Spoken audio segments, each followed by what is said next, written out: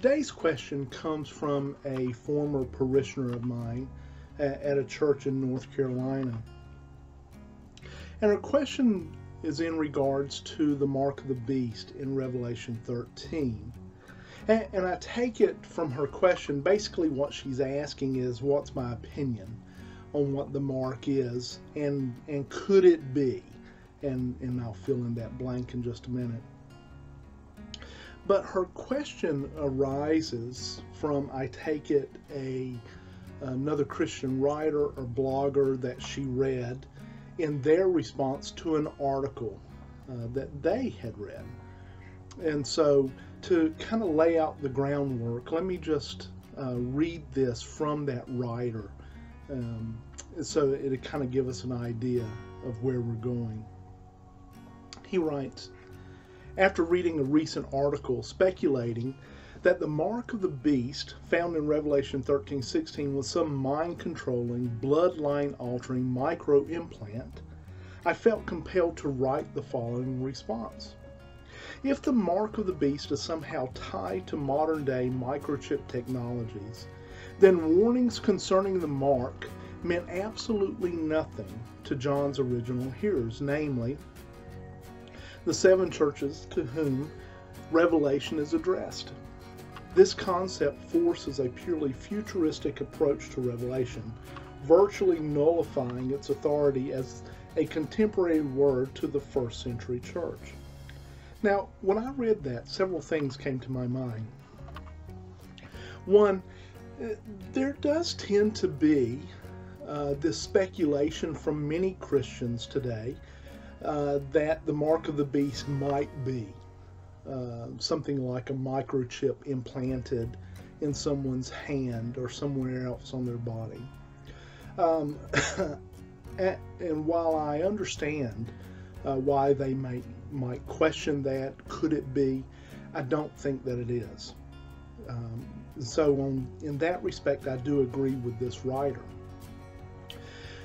But it's his second statement that gives us an indication of how he views prophecy, how he views the book of Revelation.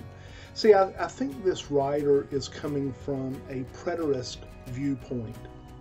Preterism is a way of understanding the scriptures, primarily prophecy, as historical events rather than future events. And so when a preterist reads the book of Revelation, they see it purely from a first century point of view, that all of these things have been fulfilled, that most of them were fulfilled by AD 70 when the temple in Jerusalem was destroyed, and they also connect it with emperor worship. And I don't deny emperor worship. I will tell you that I am a futurist. I do believe that there are many prophecies still yet to be fulfilled. And much of the book of Revelation, from Revelation 4 through 22, has yet to be fulfilled, in my opinion. When a preterist looks at the book of Revelation and they talk about emperor worship, as this gentleman did, again, I don't disagree. But I don't think that's so unique or unusual, because when we look back in history, into antiquity, we find many kings, heads of states, that saw themselves or viewed themselves as a type of god and demanded to be worshipped. I mean, we see this with Nebuchadnezzar during the time of Daniel. We also can go back to the time of Pharaoh and the Exodus, and Pharaoh saw himself as a type of God. So again, for the emperors to demand worship, I don't think is anything unique or unusual. Now, he also mentions in his article that he doesn't believe that the mark of the beast is a literal mark, that he believes that there's a spiritual connection to it, and that's how we are to understand it. But I personally believe that it is a literal mark. When we read that passage, there's nothing in it that would suggest to us that we are not to take it literally. Let me read that to you. And here it is on the screen. Revelation 13:15 through 17.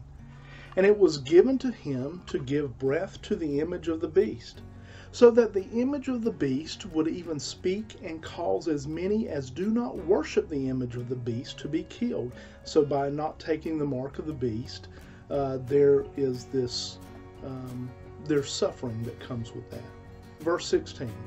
And he causes all, the small and the great, and the rich and the poor, and the free man and the slaves, to be given a mark on their right hand or on their forehead. And he provides that no one will be able to buy or to sell except that one who has the mark, either the name of the beast or the number of his name. There is nothing in that which would suggest that we are not to take that in a literal sense. Now, when we are talking about hermeneutics, the science of interpretation, then there are certain rules that we need to follow and certain questions that we need to ask. When we begin the interpretive process, we need to ask who wrote this, who did they write it to, why were they writing, what was the political structure and climate of that day, what was the social climate, what was the daily life like. We also need to ask what kind of literature is this? Is it historical? Is it an epistle? Is it poetic, like the Song of Solomon? Or is it apocalyptic, like this book is? We also need to follow what is known as the golden rule of interpretation, which is this neat little saying which goes, when the plain sense makes sense, seek no other sense lest you end up with nonsense. And essentially what that means is that we're to take every word at its primary, ordinary, literal sense, unless there are facts surrounding the context which would suggest otherwise. There is nothing in this passage which would suggest to me that we take it any other way than it is to be given. Again, I believe it is a literal mark that is placed upon those who follow the Antichrist, who basically followed demonic teachings during the tribulation period. And the reason that it is seen is that it is a form of identification. That's basically it. That this mark identifies the worshipers of the beast. During the tribulation period, there must be a way of identifying who believers are and who false believers are, or who are false worshipers. And so I believe that's what that mark is. Is it a microchip? I highly doubt it. I think there are other things that we could talk about when it comes to technologies, but I don't think personally that that's what the mark of the beast is.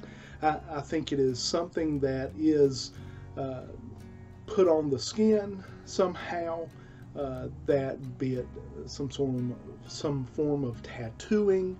I don't know. There's no way to be absolutely sure until that time comes.